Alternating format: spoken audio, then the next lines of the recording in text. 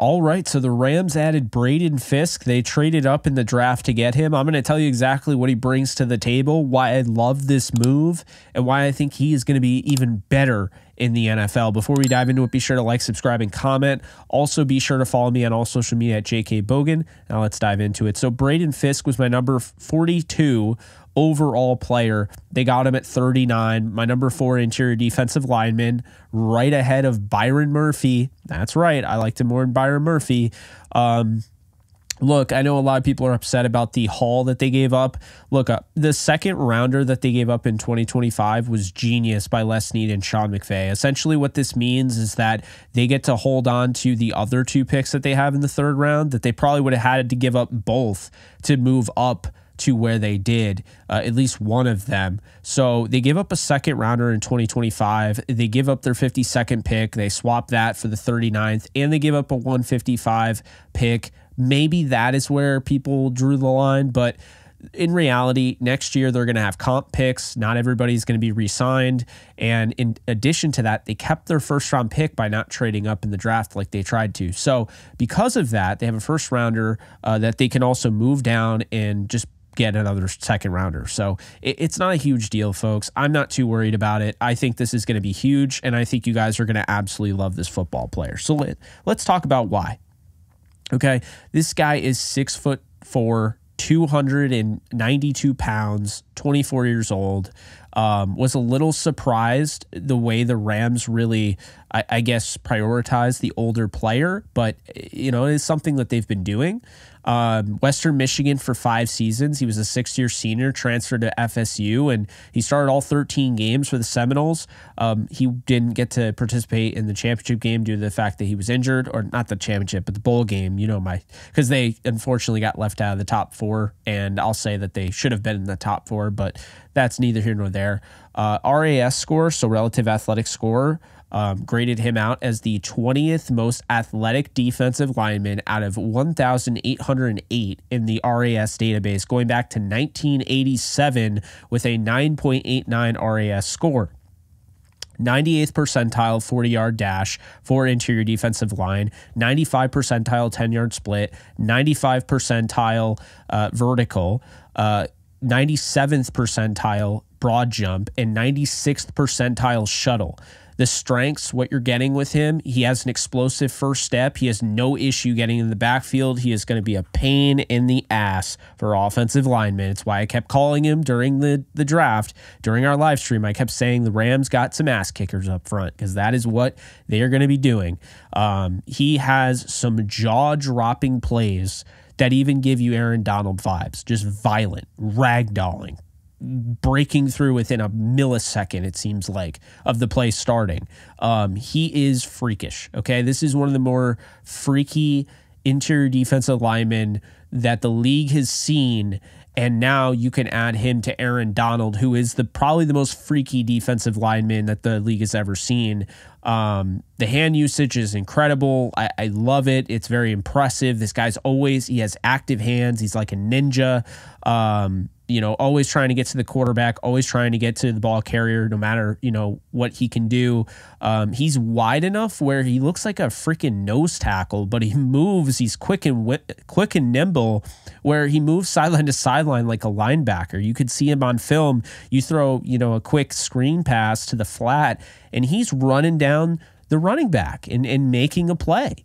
Outstanding stuff from, from Fiske, who, by the way, we're going to call Kingpin from now on, because I'm a Spider-Man fan, if you can't tell. Wilson Fisk is Kingpin in Spider-Man, the antagonist. That'll probably be in Spider-Man 4. I'm getting a little ahead of myself here and, you know, off topic, but he's Kingpin. So that is his nickname from now on.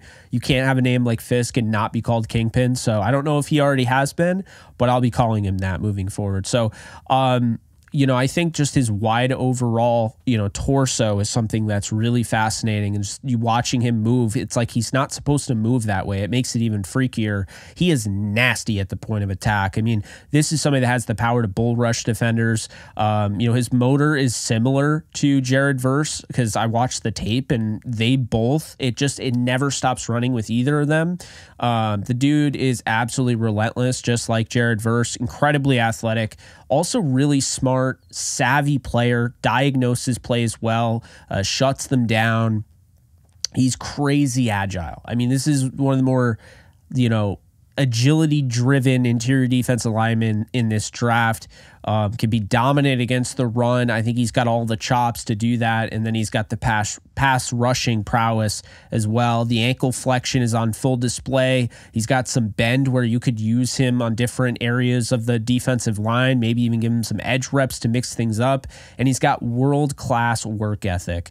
This is somebody who now you're pairing with another Seminole in Jared Verse, who they're already very cool with each other. They're good friends, and they both talk highly about each other. This is going to be massive. What the Rams did is essentially took the biggest need that everyone was saying, edge, interior defensive line. No Aaron Donald, what are you going to do? No pass rusher in free agency, what are you going to do?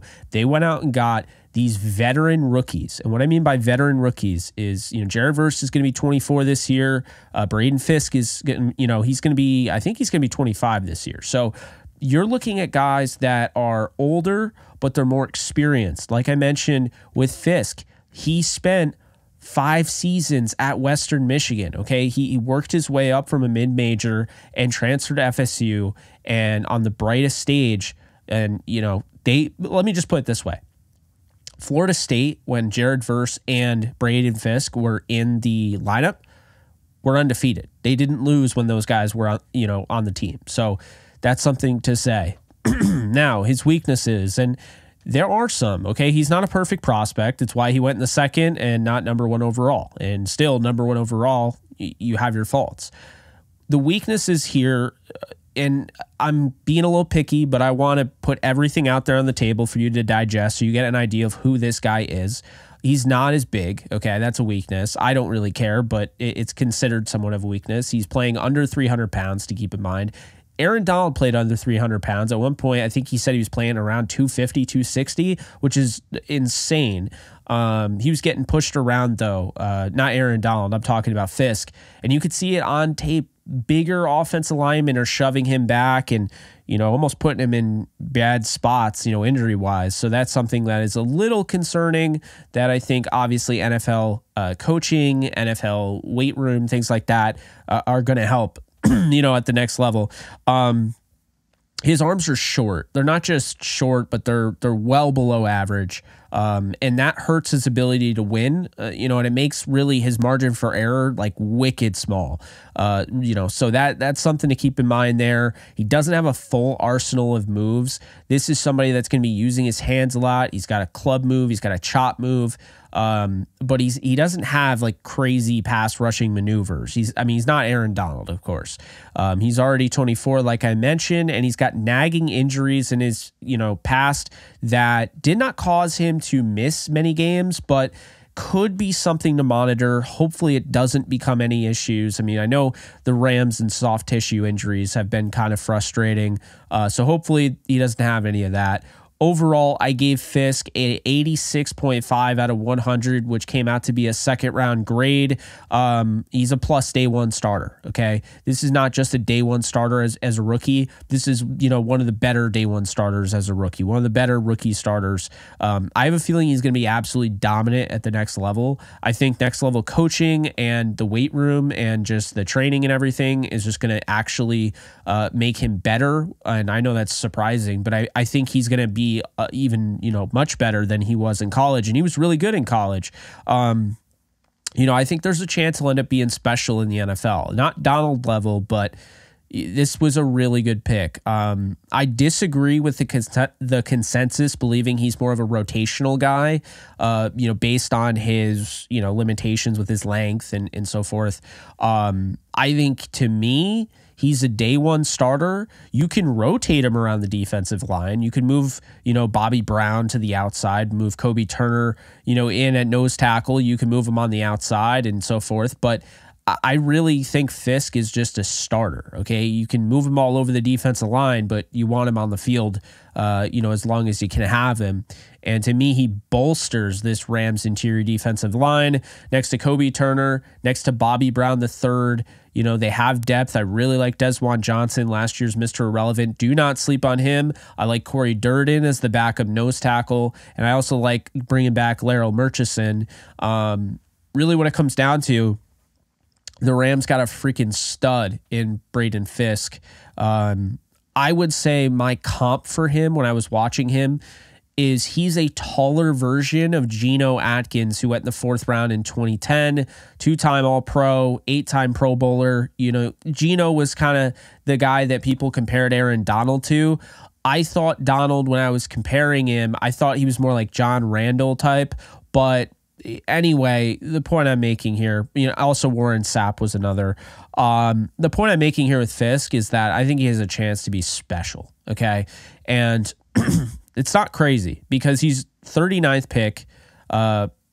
Don't forget, 32 picks, so 7 picks ago was the last first-round pick. So he not that far away. I like that the Rams traded up to get him. Clearly, they had a desire. I think people are still going to have an issue with, how much they gave up, but I think over time that'll go away the more you watch Braden Fiske on Sundays wearing that Rams uniform. So Fiske and Jared Verse, some ass kickers up front. What does this do? Well, I think 3rd and 9 and 3rd and long, if you've listened to the live streams, I've already said it, 3rd down and long is going to be nightmare scenario for the Rams, against the Rams, excuse me. You have Byron Young, you have Kobe Turner, you have Bobby Brown, now you have Braden Fiske, you have Jared Verse now, okay? It is going to be a pain in the ass to go up against this defensive line. Giff Smith is going to have, I think it's Jiff Smith, actually. Jiff Smith is going to have a great time, trying to develop these guys. And, I think, what I really like about this the most is that by them going defense, I feel like they're giving Chris Shula a legitimate fighting shot. They didn't just say, all right, Chris, you're done. Like, you're taking over for, Raheem Morris, big shoes to fill, and we're not going to give you anything to work with. No Aaron Donald, nothing. No, they went out and they addressed some needs in free agency, and now they're addressing some needs in the draft. But I think they're doing it in a strategic way to go out and get not only good football players, but the best players available. And I think Fiske fits in this bill. Some people say this is a little bit of a reach. He was not making it to 52. I can tell you that right now. He was not making it to 52. Love this pick. This is an A pick. I gave Verse an A+. This is an A. What you're getting is a total badass that is going to have plays that make you feel like you're watching Aaron Donald again. He's not going to consistently do that, which is why he's not Aaron Donald. But give this guy a shot, and I'm telling you, you will not only have no issue giving up the 2nd-round pick, you'll forget all about it, and it'll make you want to do something like that again because you'll think about this guy anytime they do something like that. So Braden Fiske, big time player, big time pick. Shout out to Leslie and Sean McVay. Being aggressive doesn't always pan out. Going for it on 4th down will eventually bite. And if you trade up every single time, it will eventually bite. But this is not a team that trades up like this. This is a new approach. They had the 1st-round pick. They finally took it for the first time since 2016. And then they move up and almost get close to a 1st-round pick again, moving up and taking at 39, Braden Fiske. And I realized I said 37 earlier, but they took him at 39. So there is my correction. Hope you guys enjoyed. Be sure to like, subscribe, and comment. Also be sure to follow me on all social media at JK Bogan. And of course, as always, tune in today for the live stream at noon. Alexis and I will be covering the draft, all 4 through 7 rounds of the NFL draft. Should be fun. It'll be all day. Hang out with us. We'll see you guys soon. Later, folks. Do you love talking about the Rams, the NFL, or just want to be a part of a community? Join my free Discord server today. We're over 800 members. We got 24/7 live chat, a level 3 boosted server, the ability to call into JE Live, playing online games with us on Kick streams, toggleable alerts for when I go live on YouTube or Kick so you don't miss a live stream, and exclusive giveaways. Click the link in the description, the comments section, or the link that comes up in the video To learn more and join today.